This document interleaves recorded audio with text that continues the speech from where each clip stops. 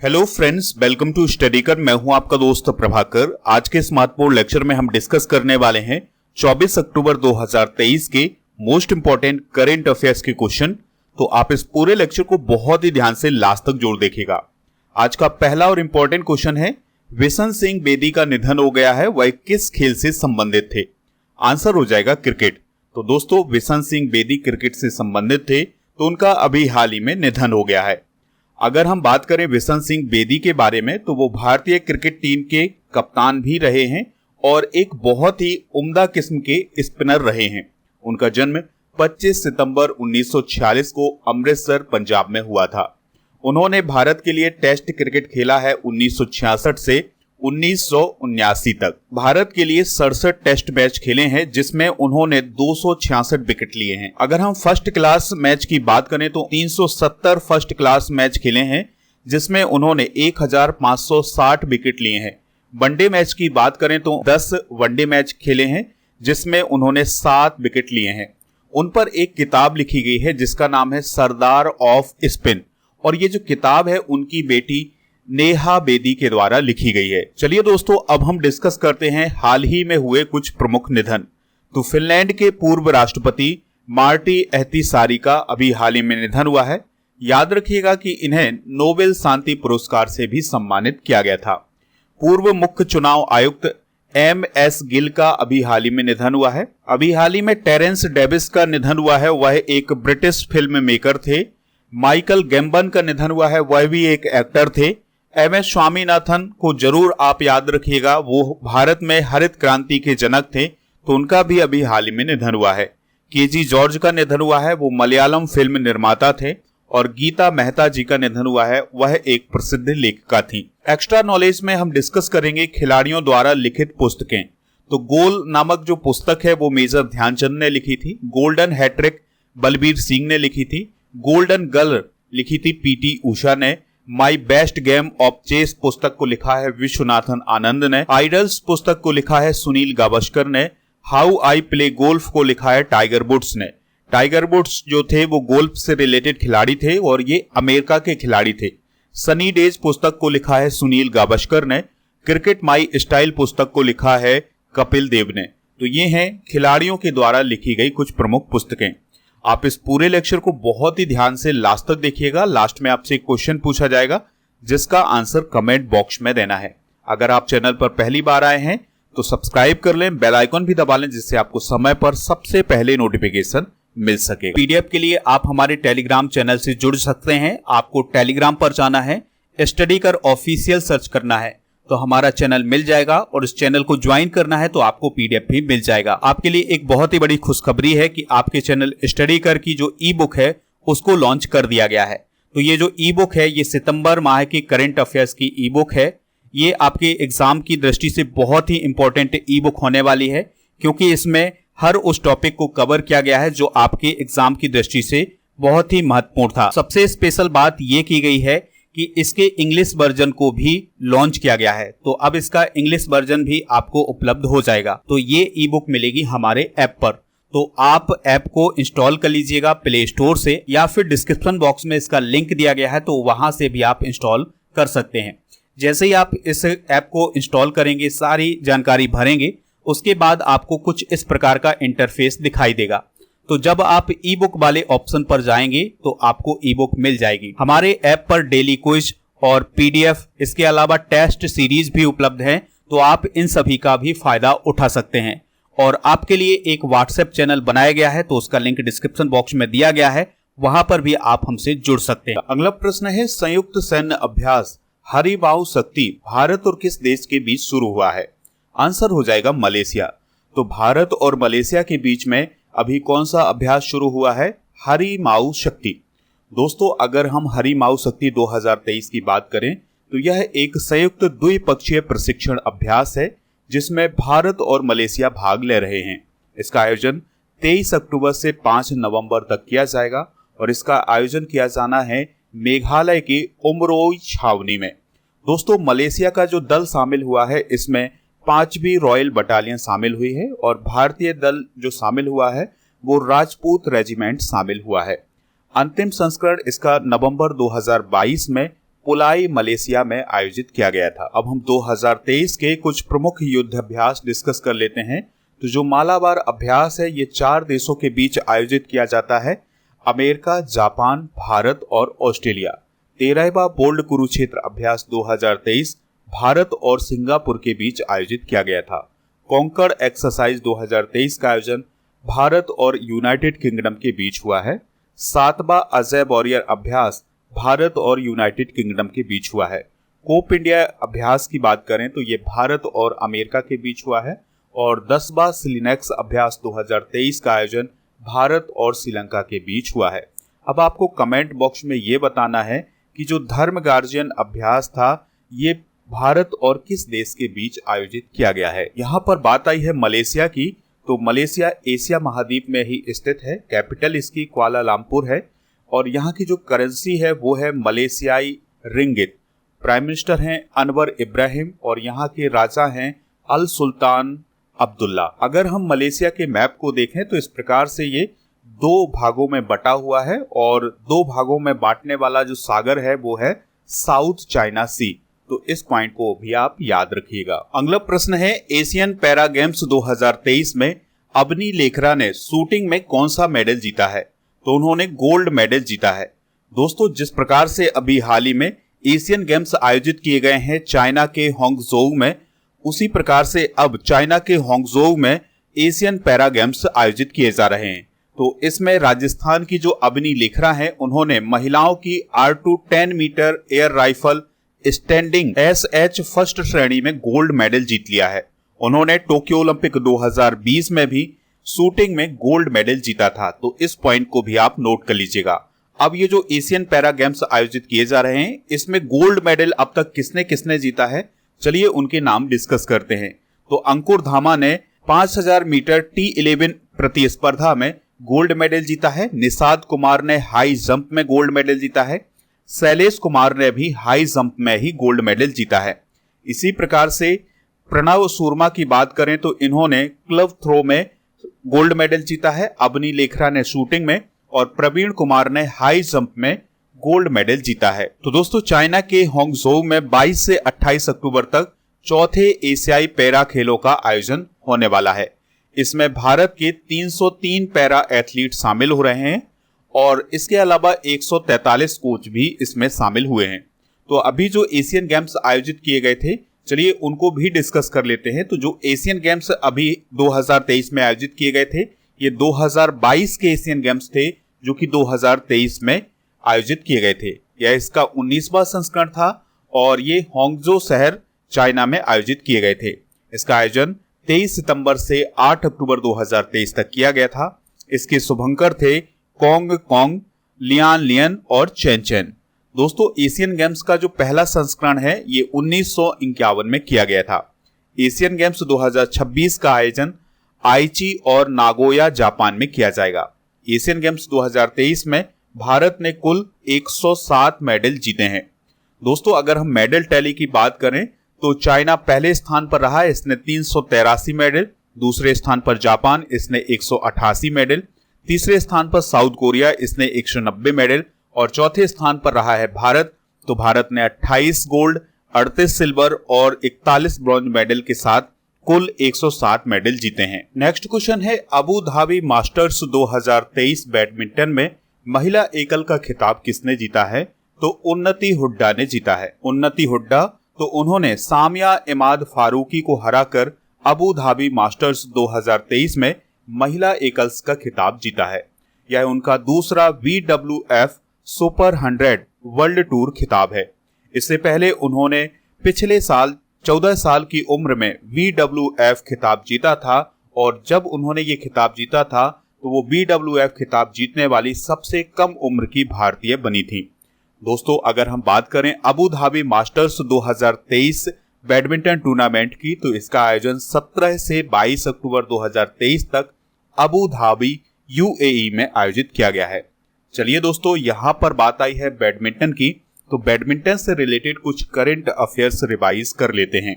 भारत के किरण जॉर्ज ने Indonesia badminton masters 2023 का खिताब जीता है। HS प्रणय ने BWF विश्व बैडमिंटन चैंपियनशिप 2023 में कांस्य पदक जीता है। बैडमिंटन एशिया में भारत के उमर राशिद को तकनीकी अधिकारी समिति का अध्यक्ष नियुक्त किया गया है। सात्विक साईराज रंकीरेड्डी और चिराग शेट्टी की जोड़ी ने बैडमिंटन एशिया चैंपियनशिप में गोल्ड मेडल हासिल किया है। तो ये हैं बैडमिंटन से रिलेटेड कुछ इंपॉर्टेंट करंट अफेयर्स। अगला क्वेश्चन है, बेस्ट ग्रीन मिलिट्री स्टेशन पुरस्कार किसे प्रदान किया गया है? तो अभी हाल ही में ऊधमपुर मिलिट्री स्टेशन को बेस्ट ग्रीन मिलिट्री स्टेशन का पुरस्कार दिया गया है। तो दोस्तों, जो ऊधमपुर सैन्य स्टेशन है ये जम्मू कश्मीर में है, तो इसे अभी हाल ही में बेस्ट ग्रीन मिलिट्री स्टेशन का पुरस्कार दिया गया है।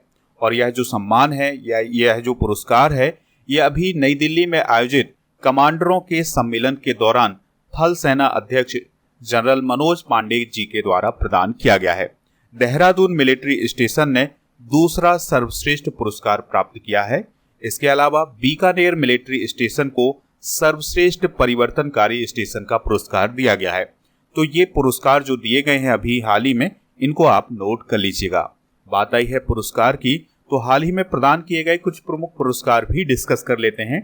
तो कल ही हमने डिस्कस किया था कि अजय चक्रवर्ती को दुर्गा भारत सम्मान दिया गया है, और ये जो दुर्गा भारत सम्मान है ये पश्चिम बंगाल में दिया गया है। गुजरात के धोर्डो गांव को UNWTO के सर्वश्रेष्ठ पर्यटन गांव के रूप में अभी हाल ही में चुना गया है। महसा अमीनी को यूरोपीय संघ का सखारोव पुरस्कार दिया गया है। इसके अलावा भोपाल के महिला थाने को ISO प्रमाण पत्र अभी हाल ही में दिया गया है।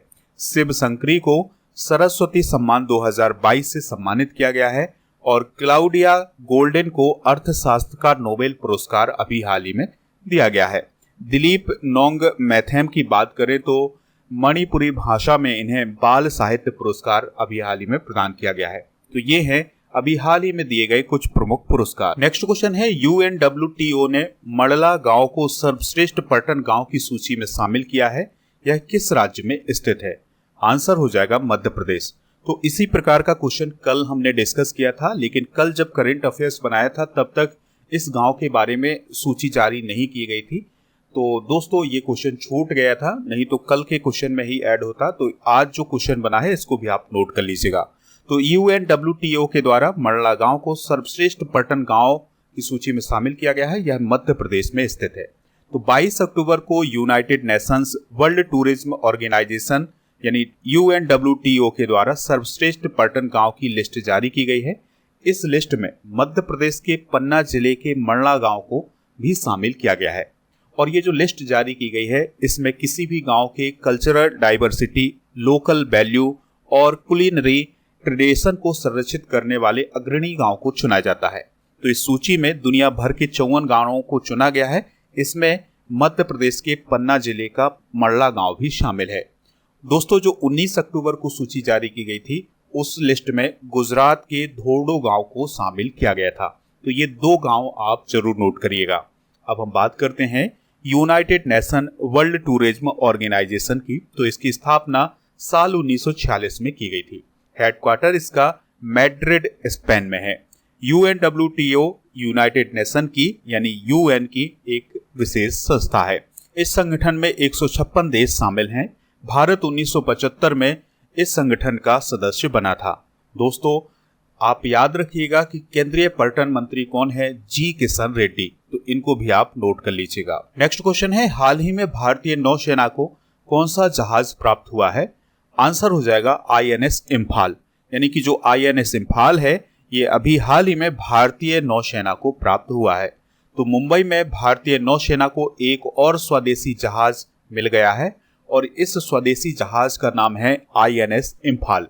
दोस्तों, गाइडेड मिसाइल डिस्ट्रॉयर वाला तीसरा स्टील्थ युद्धपोत इम्फाल नेवी को अभी हाल ही में सौंप दिया गया है। दोस्तों, यहाँ पर स्टील्थ शब्द आया है, इसका मतलब ये है कि ये जो जहाज है ये राडार सिस्टम को चकमा भी दे सकता है। INS इम्फाल को रक्षा मंत्रालय के shipyard Mazagon Dock Ship Builders Limited ने बनाया है, और इस जहाज में ब्रह्मोस मिसाइल और बराक एट मिसाइल्स भी लगाई गई हैं। अगला क्वेश्चन है, हार्वर्ड लॉ स्कूल द्वारा वैश्विक नेतृत्व पुरस्कार से किसे सम्मानित किया गया है? यानी ग्लोबल लीडरशिप अवार्ड से किसे सम्मानित किया गया है हार्वर्ड लॉ स्कूल के द्वारा?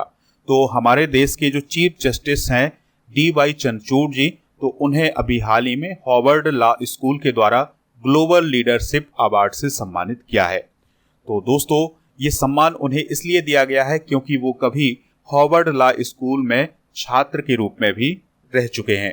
तो उन्होंने 1982-83 में LLM छात्र और फिर 1983 से 86 में SJD उम्मीदवार के रूप में यहाँ पर समय बिताया है। दोस्तों, अगर हम हार्वर्ड लॉ स्कूल की बात करें तो यह अमेरिका में स्थित है और ये हार्वर्ड विश्वविद्यालय का एक पार्ट है।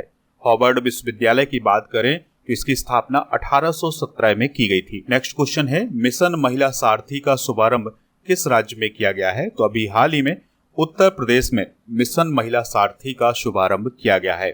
तो उत्तर प्रदेश के जो चीफ मिनिस्टर हैं योगी आदित्यनाथ जी, तो उन्होंने अयोध्या से मिशन महिला सारथी का शुभारंभ किया है। मुख्यमंत्री ने मिशन महिला सारथी के अंतर्गत BS6 मॉडल की 51 बसों को हरी झंडी दिखाई है और हरी झंडी दिखा करके उन्होंने इन बसों को रवाना किया है। और ये जो बसें हैं इनमें महिलाएं चालक होंगी और परिचालक भी महिलाएं ही होंगी। दोस्तों, बात आई है उत्तर प्रदेश की, तो उत्तर प्रदेश से रिलेटेड कुछ इंपॉर्टेंट करेंट अफेयर्स डिस्कस करते हैं। तो उत्तर प्रदेश के गोंडा में अभी हाल ही में उत्तर प्रदेश का पहला मिशन शक्ति कैफे स्थापित किया गया है। उत्तर प्रदेश का पहला सौर शहर अयोध्या बनने वाला है। उत्तर प्रदेश सरकार अयोध्या में मंदिर संग्रहालय भी बनाएगी। वन टैप वन ट्री अभियान उत्तर प्रदेश में शुरू हुआ है। ऑपरेशन कन्विक्शन भी उत्तर प्रदेश से ही रिलेटेड है। उत्तर प्रदेश की जेलों का नाम बदलकर अब सुधार गृह कर दिया गया है। अगला क्वेश्चन है, कोटक महिंद्रा बैंक के नए CEO कौन बने हैं? तो अभी हाल ही में अशोक वासवानी कोटक महिंद्रा बैंक के नए CEO बने हैं। तो दोस्तों, उनकी नियुक्ति जो है 3 साल के लिए की गई है और वह उदय कोटक का स्थान लेने वाले हैं। यहाँ पर बात आई है नियुक्ति की, तो हाल ही में की गई कुछ महत्वपूर्ण नियुक्तियां डिस्कस करते हैं। जैसे सचिन तेंदुलकर को अभी हाल ही में क्रिकेट वर्ल्ड कप 2023 के ग्लोबल एम्बेसडर के रूप में चुना गया है। MS धोनी को स्वराज ट्रैक्टर्स का ब्रांड एम्बेसडर, तरुण सोबती को नौसेना के उप प्रमुख के रूप में नियुक्त किया गया है। रघु श्रीनिवासन को BRO के नए चीफ के रूप में, KN शांता कुमार को PTI बोर्ड के अध्यक्ष के रूप में, डॉक्टर दिनेश दास को संघ लोक सेवा आयोग के सदस्य के रूप में, कैटरीना कैफ को यूनिक्लो इंडिया के ब्रांड एम्बेसडर के रूप में और नेहाल मालवीय को पेंगुइन रैंडम हाउस के CEO के रूप में नियुक्त किया गया है। चलिए दोस्तों, कल के करंट अफेयर्स को रिवाइज करते हैं, फिर इसके बाद जनरल नॉलेज के पिटारे को डिस्कस करेंगे। लास्ट में पूछेंगे आपसे क्वेश्चन जिसका आंसर कमेंट बॉक्स में देना है। हाल ही में RBI के उप कार्यालय का उद्घाटन कहाँ किया गया है? ईटानगर में। भारत में ऑनलाइन वित्तीय धोखाधड़ी से लड़ने के लिए DG कवच प्रोग्राम किसने लॉन्च किया है? गूगल ने। दुर्गा भारत सम्मान से किससे सम्मानित किया गया है? नई दिल्ली को। विश्व हिम तेंदुआ दिवस कब मनाया जाता है? 23 अक्टूबर को।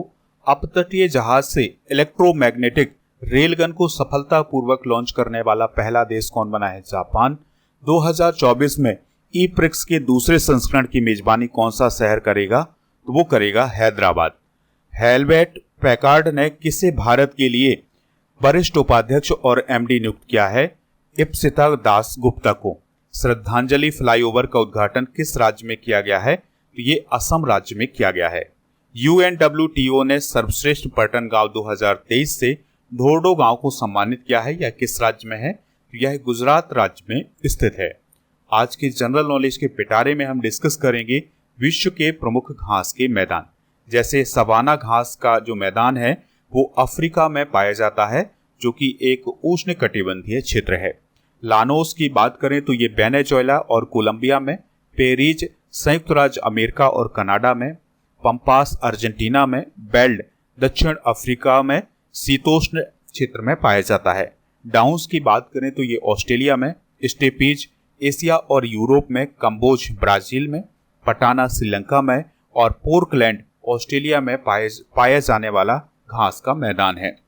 कल के करंट अफेयर्स में जो क्वेश्चन पूछा गया था उसका आंसर था 1949। तो लगभग सभी लोगों ने इसका आंसर 1949 बताया हुआ है। आज का क्वेश्चन है, कुआलालंपुर किस देश की राजधानी है? जो भी इसका राइट आंसर हो कमेंट बॉक्स में जरूर बताएं। हमें इंतजार रहेगा आपके आंसर का। मिलते हैं नेक्स्ट लेक्चर में, तब तक के लिए जय हिंद, वंदे मातरम।